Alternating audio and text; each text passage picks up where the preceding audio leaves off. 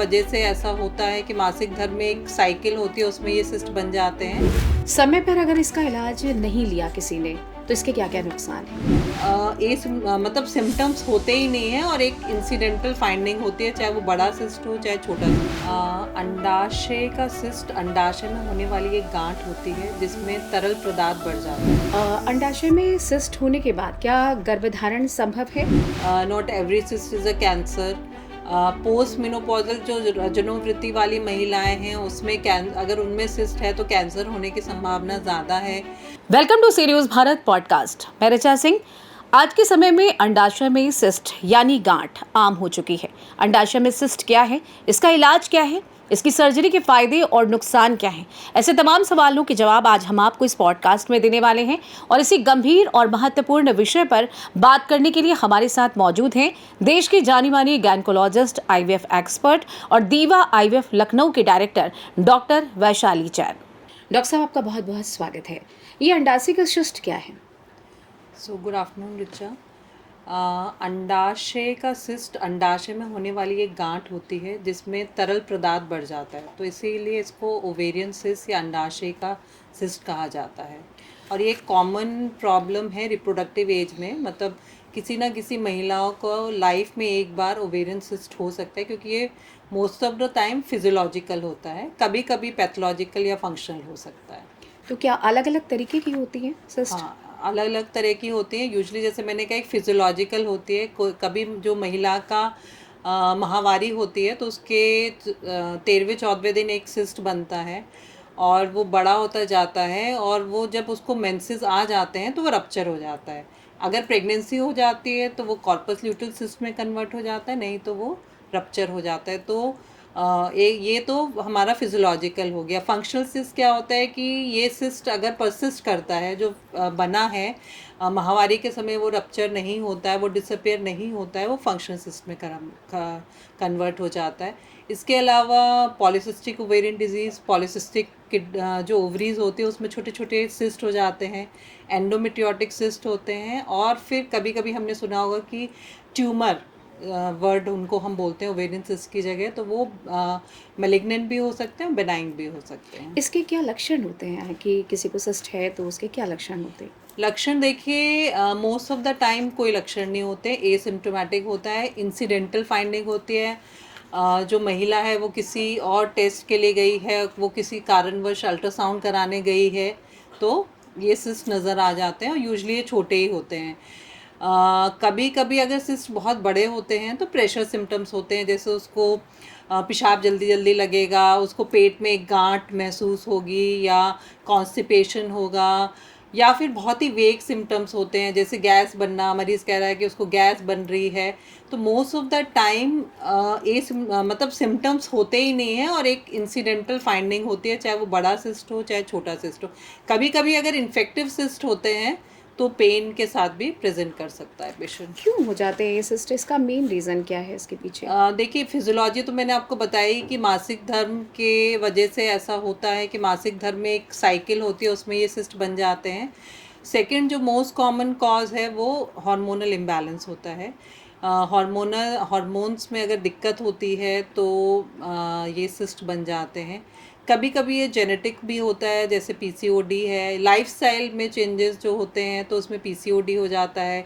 Endometriotic cyst जो होते हैं वो जेनेटिक हो जाते हैं, और कैंसर वाले तो भी जेनेटिक प्रॉब्लम होती है, इस वजह से कैंसर वाले सिस्ट होते हैं तो महिला में। अगर किसी को पता है कि उसको सिस्ट है, उसने टेस्ट कराया कुछ ऐसे करके, और अगर किसी को नहीं पता है, सिर्फ ऐसे ही पेन हो रहा है, तो डॉक्टर के पास हमें कब जाके एडवाइस लेना चाहिए, देखिए, कंसल्ट करना चाहिए? कभी भी अगर आपके बच्चेदानी या पेड़ों में दर्द है तो, और एक बार आपने थोड़ा उसको नेग्लेक्ट करा, और फिर भी उसको आपको रिलीफ नहीं मिल रहा और वो परसिस्टेंट रह रहा है, पेन है या कोई और इस तरह के सिम्टम्स हैं, तो आप डेफिनेटली डॉक्टर से जाके मिलिए।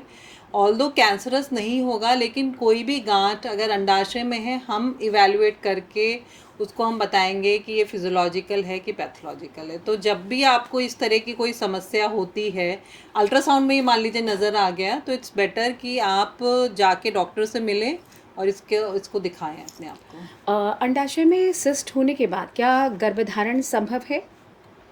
अगर देखिए छोटा सिस्ट है और एसिम्प्टोमेटिक है तो कोई दिक्कत नहीं है, लेकिन अगर बहुत बड़ा सिस्ट है तो यूजली दिक्कत हो सकती है, क्योंकि अंडाशय में ही अंडे बनते हैं जिससे प्रेगनेंसी होती है। तो अगर सिस्ट बहुत बड़ा है तो गर्भधारण में दिक्कत हो सकती है, तो इसको हमें डील करना पड़ेगा। जी। अंडाशय का जो सिस्ट होता है हमें कैसे पता चलेगा कि वो कैंसर युक्त है? टेस्ट के बाद ही पता चलेगा, लेकिन क्या कुछ ऐसे सिम्टम खुद में भी आने लगते हैं जिससे कि मतलब उसे लगे कि कुछ सीरियस है ऐसा पेशेंट को? देखिए, एक तो बहुत ही क्राइटेरियाज होते हैं जिसकी वजह से हम कहते हैं कि ये सिस्ट कैंसरस हो सकता है। यूजुअली हम अल्ट्रासाउंड के बाद भी बता सकते हैं कि सिस्ट कैंसर है कि नहीं है। ब्लड टेस्ट के बाद बता सकते हैं। ब्लड टेस्ट में तो ट्यूमर मार्कर्स होते हैं तरह तरह के। जो ओवेरियन सिस्ट में अगर हम कहें तो बहुत सारी वैरायटी, इन पैथोलॉजिकल में बहुत सारी वैरायटी है। तो हम कुछ ट्यूमर मार्कर्स करते हैं उसको चेक करने के लिए कि वो कैंसरस हैं कि नहीं है। इसके अलावा हम अल्ट्रासाउंड में देखते हैं कि दोनों अंडाशय में हैं कि एक अंडाशय में है, एक ही झिल्ली है कि मल्टीलॉक्यूलर है, उनके बीच में द्रव्य कैसा भरा हुआ है, कुछ सॉलिड कंपोनेंट तो नहीं है, खाली सिस्ट है। तो ये सारे फैक्टर्स हमें डिसाइड करते हैं कि ये कैंसरस है कि नहीं है, और उसी हिसाब से फिर हमें इसको डील करना पड़ता है। तो क्या मतलब इसके बाद अगर हमने अल्ट्रासाउंड करा लिया तो उसी में डिटेक्ट हो जाता है कि उसके बाद भी हमें स्कैनिंग वगैरह की ज़रूरत होती है? अल्ट्रासाउंड से हमें सस्पिशन ऑफ मेलिग्नेंसी पता चल जाता है। उसको कंफर्म करने के लिए हम सीटी करा सकते हैं, एमआरआई करा सकते हैं और ट्यूमर मार्कर्स करा सकते हैं। कभी कभी फ्लूइड का भी बन जाता है सिस्ट, ऐसा सिस्ट भी तो होता है? सिस्ट वर्ड मतलब फ्लूइड, मतलब Fluid. तरल पदार्थ ही है। लेकिन अगर वो गांठ है, ओवेरियन सिस्ट एक तरह की गांठ है, लेकिन गांठ में अगर सॉलिड कंपोनेंट आ रहा है तो फिर वो हमारा मोर लाइकली मेलिग्नेंट की तरफ उसका डायरेक्शन हो रहा है। तो ये कैसे पता चलेगा कि वो किस स्टेज का है और उसके लिए मतलब अभी इसका इलाज संभव है और क्योर वो हम क्योर हो जब सकता हमने है? ट्यूमर मार्कर्स करे हैं, इसके अलावा हमने सीटी स्कैन करा है, एमआरआई करा है, तो उससे काफ़ी हद तक हमें चीज़ें क्लियर हो जाती हैं। और अल्टीमेटली तो 100% जो टेस्ट होता है वो आपका सर्जरी होता है। अगर हमें कुछ भी लग रहा है कि ये मेलिग्नेंट है तो surgical staging is the only option available. Surgical staging करके हम फिर उसको कंफर्म करते हैं और हम उसकी स्टेजिंग करते हैं। मतलब आपके अनुसार ये स्टेज वाइज डिपेंड करता है कि उसकी सर्जरी ही होगी या सिर्फ अगर मेडिसिन वगैरह मेलिग्नेंसी से? है तो मेडिसिन सर्जरी। से कोई फ़ायदा नहीं है। जी। केवल जो बिनाइन ट्यूमर्स हैं या जो फिजियोलॉजिकल ट्यूमर्स हैं, जो फंक्शनल ट्यूमर्स हैं, उनके लिए हम दवाई सोच सकते हैं। और कभी कभी अगर वो छोटे होते हैं और एसिम्प्टोमेटिक होते हैं तो दवा की भी ज़रूरत नहीं होती, वो 2-3 महीने में अपने आप रिग्रेस भी हो जाते हैं। तो जो पैथोलॉजिकल ट्यूमर्स हैं उसमें और बड़े साइज़ के हैं तो उसमें हमें सर्जरी की ज़रूरत पड़ सकती है।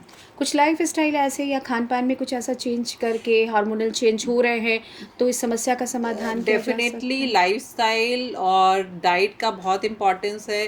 जो हमारे पॉलीसिस्टिक ओवेरियन डिजीज़ है जिसमें पॉलीसिस्टिक सिस्ट बने हुए हैं, वो लाइफस्टाइल की वजह से हैं। तो वो उसमें सर्जरी का कोई रोल नहीं है, और उसमें आपको एक्सरसाइज और डाइट करके ही आप उसको कंट्रोल कर सकते हैं। और इसके अलावा भी हार्मोनल इम्बैलेंस भी डाइट की मतलब आपके लाइफस्टाइल की वजह से ही इम्बैलेंस हो रहा है। और आपका अगर आप ओबीज हैं, आप बहुत सारा जंक फूड खा रहे हैं, तो ये सारे फैक्टर्स कहीं ना कहीं हार्मोनल इम्बैलेंस कर रहे हैं, और हार्मोनल इम्बैलेंस हो रहा है तो आपके ओवेरियन सिस्ट डेवलप हो रहे हैं। क्या क्या नुकसान हो सकते हैं अगर किसी को सिस्ट बन गया है तो बॉडी में क्या क्या चेंजेस दिखने लगते हैं और किस तरीके का नुकसान होता है? देखिए, नुकसान तो सबसे पहले ये है कि हमें फर्स्ट स्टेप यही होता है कि उसको हमारा कैंसरस है कि नहीं वो रूल आउट करना होता है। Not every cyst is a cancer. Post menopausal जो रजनोवृत्ति वाली महिलाएं हैं उसमें अगर उनमें सिस्ट है तो कैंसर होने की संभावना ज़्यादा है। और इसके अलावा जो लक्षण जो हैं, बहुत ज़्यादा सिस्ट के लक्षण नहीं होते हैं, एक्सेप्ट अगर साइज़ बहुत बड़ा है। कभी कभी उसका सिस्ट जो होता है वो बड़ा होता है, वो टॉर्जन हो जाता है, तो वो इट्स एन एक्यूट इमरजेंसी, मतलब वो अपने में ट्विस्ट हो जाता है, और ट्विस्ट होके वहाँ पे उसको इतना सिवियर पेन होता है महिला को, तो वो एक इमरजेंसी होती है। और इस सेकंड होता है कि वो कभी कभी रप्चर भी हो सकता है, तो वो एक लाइफ थ्रेटनिंग कंडीशन होती है, उसमें ब्लड प्रेशर वगैरह लो हो जाता है, तो इमीडिएट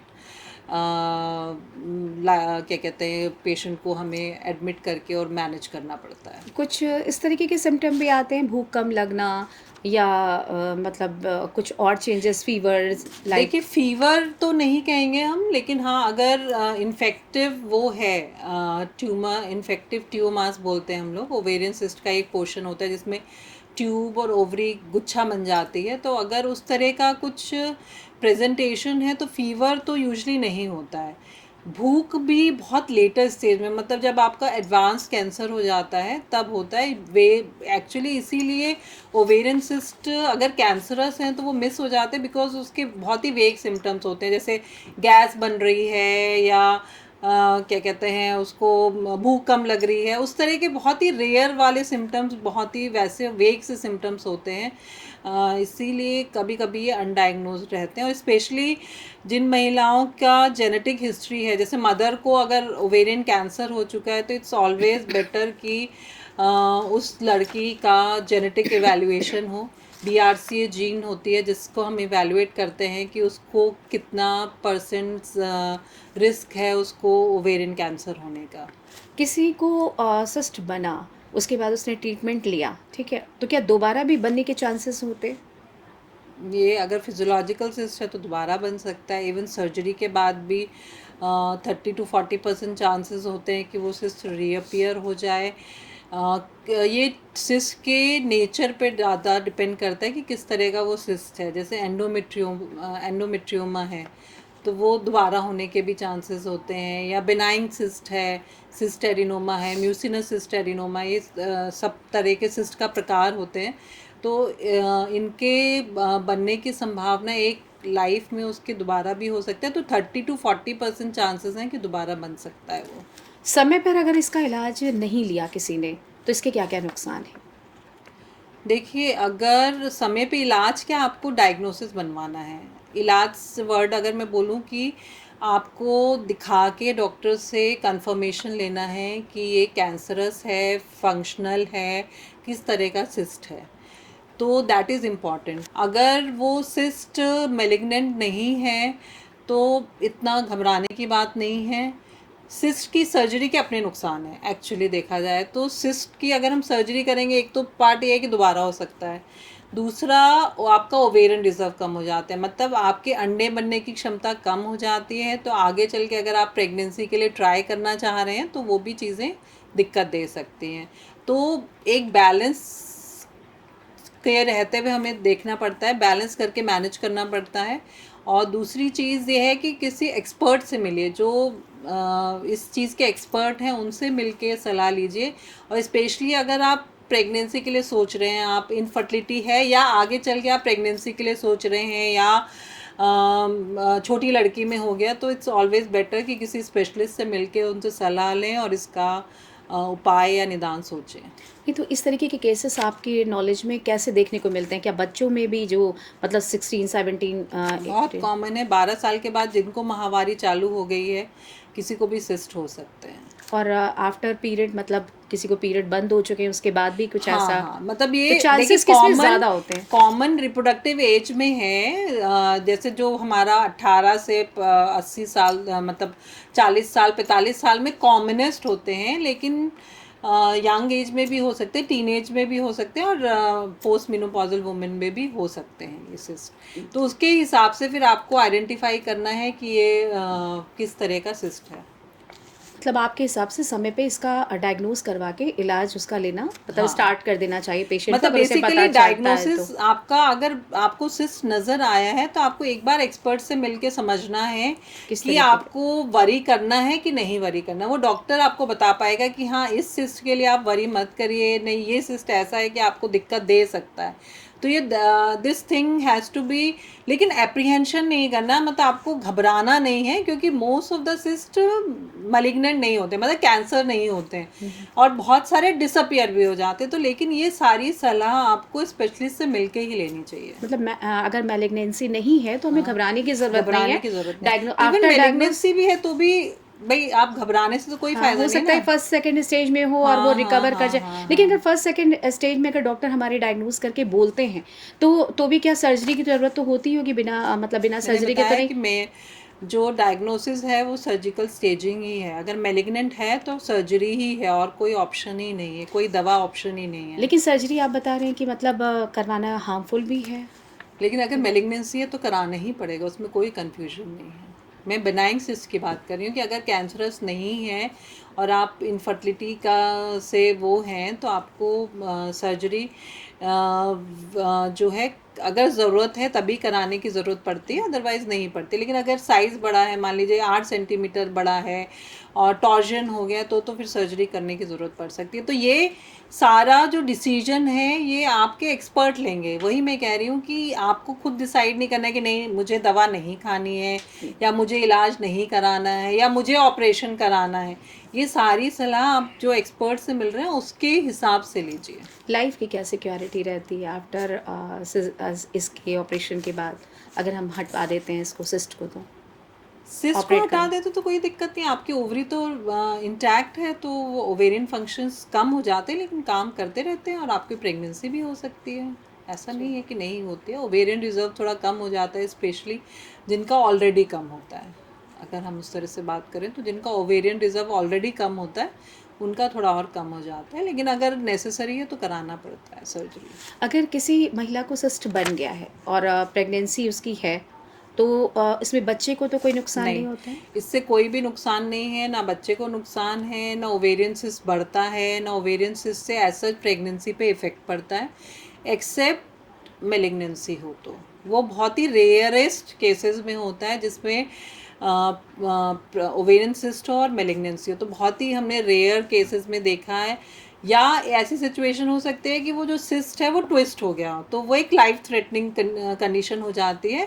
अदरवाइज़ प्रेगनेंसी में ओवेरियन सिस्ट है तो कोई दिक्कत की बात नहीं है, उसके साथ प्रेगनेंसी में चलती रहेगी।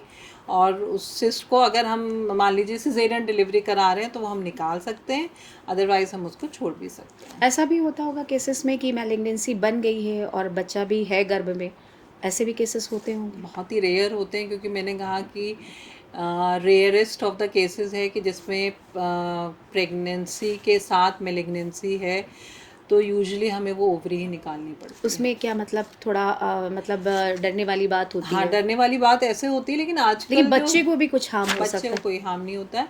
उसमें हमें ओवरी अंडर एनेस्थीसिया निकालनी पड़ती है। तो आजकल बहुत सारे अगर आप बहुत सारे टेस्ट हम सेकेंड जो सर्जरीज होती हैं हम सेकेंड ट्राइमेस्टर में करते हैं। मतलब जब महिला का तीसरा या चौथा महीना चल रहा होता है तो हम काफ़ी हद तक सर्जरीज कर सकते हैं और प्रेगनेंसी सेफ़ रहती है, क्योंकि इतना एडवांसमेंट हो गया है, एनेस्थीसिया में एडवांसमेंट हो गया है और बाकी बच्चे को प्रोटेक्शन के लिए भी बहुत सारी मेडिसिन्स आ गई हैं। तो गॉड फॉरबिड अगर आपको सर्जरी की ज़रूरत पड़ रही है प्रेगनेंसी में, जो रेयरेस्ट केसेस में है, तब भी प्रेगनेंसी सेफ़ हो जाती है। ऐसी स्थिति में क्या नॉर्मल डिलीवरी भी पॉसिबल है? ऐसा भी होता है? हाँ, ओवेरियन सिस्ट के साथ नॉर्मल डिलीवरी हो सकती है, क्यों नहीं? उसका कोई ऐसा नॉर्मल डिलीवरी का कोई कॉन्ट्रा इंडिकेशन नहीं है। आप नॉर्मल डिलीवरी भी हो सकती है अगर आपका ओवेरियन सिस्ट है तो। डॉक्टर साहब, आपका बहुत बहुत धन्यवाद। Thank you.